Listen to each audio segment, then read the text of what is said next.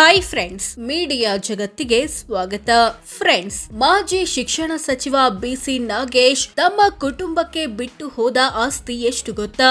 ಚಿನ್ನ, ಜಮೀನು ಎಷ್ಟಿದೆ, ವಾಹನಗಳು ಯಾವುವು, ಎಲ್ಲವನ್ನ ಈ ವಿಡಿಯೋದಲ್ಲಿ ತೋರಿಸ್ತೀವಿ. ಕೊನೆವರೆಗೂ ನೋಡಿ. ಬ್ಯಾಂಕ್ಗಳಲ್ಲಿದೆ 79 ಲಕ್ಷ ಹಣ. ಬಿಸಿ ನಾಗೇಶ್ ವಿವಿಧ ಬ್ಯಾಂಕ್ ಅಕೌಂಟ್ಗಳಲ್ಲಿ 79 ಲಕ್ಷ ಹಣ ಹೊಂದಿದ್ರು. ಇದರಲ್ಲಿ 11 ಲಕ್ಷದ ಫಿಕ್ಸ್ಡ್ ಡೆಪಾಸಿಟ್ ಕೂಡ ಸೇರಿತ್ತು. 15 ಗ್ರಾಂ ಬಂಗಾರದ ಆಭರಣ.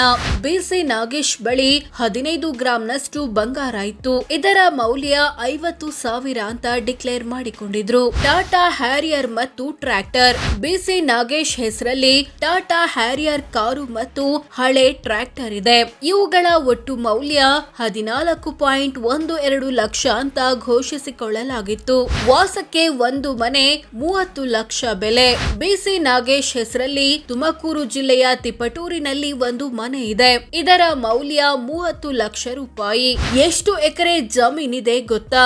ಬಿಸಿ ನಾಗೇಶ್ ತಿಪಟೂರು ತಾಲೂಕಿನ ವಿವಿಧ ಕಡೆ ಒಟ್ಟು 34 ಎಕರೆ ಕೃಷಿ ಜಮೀನು ಹೊಂದಿದ್ರು. ಇವುಗಳ ಒಟ್ಟು ಮೌಲ್ಯ 40 ಲಕ್ಷ ಅಂತ ಘೋಷಿಸಿಕೊಂಡಿದ್ದಾರೆ.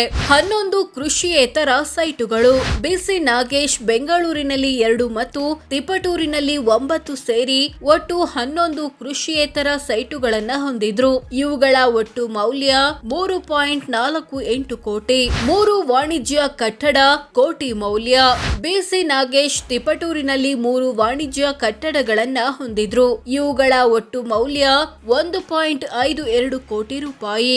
ಷೇರು, ಮ್ಯೂಚುವಲ್ ಫಂಡ್ ಮತ್ತು ಪಿಪಿಎಫ್. ಬಿಸಿ ನಾಗೇಶ್ ವಿವಿಧ ಕಂಪನಿಗಳಲ್ಲಿ 14 ಲಕ್ಷ ಮೌಲ್ಯದ ಷೇರು ಹೊಂದಿದ್ರು. ಜೊತೆಗೆ ಮ್ಯೂಚುವಲ್ ಫಂಡ್ ನಲ್ಲಿ 54 ಲಕ್ಷ ಮತ್ತು ಪಿಪಿಎಫ್ ಅಕೌಂಟ್ ನಲ್ಲಿ 34 ಲಕ್ಷ ಹಣ ಹೊಂದಿದ್ರು. ಎಲ್ಲ ಆಸ್ತಿಪಾಸ್ತಿ ಸೇರಿಸಿದ್ರೆ ಎಷ್ಟಾಗುತ್ತೆ? ಬಿಸಿ ನಾಗೇಶ್ ಹೆಸರಲ್ಲಿರೋ ಎಲ್ಲ ಆಸ್ತಿಪಾಸ್ತಿಗಳನ್ನ ಒಟ್ಟು ಸೇರಿಸಿದ್ರೆ 10 ಕೋಟಿ ಆಗುತ್ತೆ ಅಂತ ಘೋಷಿಸಿಕೊಳ್ಳಲಾಗಿತ್ತು. ಇಷ್ಟು ಆಸ್ತಿಯನ್ನ ತಮ್ಮ ಕುಟುಂಬಕ್ಕೆ ಬಿಟ್ಟು ಹೋಗಿದ್ದಾರೆ. 3.61 ಲಕ್ಷದಷ್ಟು ಸಾಲ ಬಾಕಿ. ಬಿಸಿ ನಾಗೇಶ್ 3.61 ಲಕ್ಷದಷ್ಟು ಸಾಲ ಮತ್ತು ಹೊಣೆಗಾರಿಕೆ ಬಾಕಿ ಉಳಿಸಿಕೊಂಡಿದ್ರು. ಇದರಲ್ಲಿ ಬಿಎಂ ಲಲಿತಾ ಎಂಬುವರಿಗೆ ಕೊಡಬೇಕಿದ್ದ 2.5 ಲಕ್ಷ ಕೂಡ ಸೇರಿದೆ. ಆದಾಯ ಎಷ್ಟಿತ್ತು ಗೊತ್ತಾ? ಬಿಸಿ ನಾಗೇಶ್ ರಾವ್ ವಾರ್ಷಿಕ ಆದಾಯ 13,75,000 ರೂಪಾಯಿ. ಅಂದ್ರೆ ತಿಂಗಳಿಗೆ ಸರಾಸರಿ 1,14,000, ದಿನಕ್ಕೆ 3,800 ಆಗುತ್ತೆ. ಇವರಿಗೆ ಕೃಷಿ ಮತ್ತು ವ್ಯಾಪಾರದಿಂದ ಆದಾಯ ಬರ್ತಿತ್ತು. ಸೋ ಫ್ರೆಂಡ್ಸ್, ಇದಿಷ್ಟು ಬಿಸಿ ನಾಗೇಶ್ ಬಿಟ್ಟು ಹೋದ ಆಸ್ತಿ ಎಷ್ಟು, ಚಿನ್ನ, ಜಮೀನು ಎಷ್ಟಿದೆ ಅನ್ನೋದನ್ನ ತಿಳಿಸಿಕೊಡೋ ಪ್ರಯತ್ನ. ಧನ್ಯವಾದ.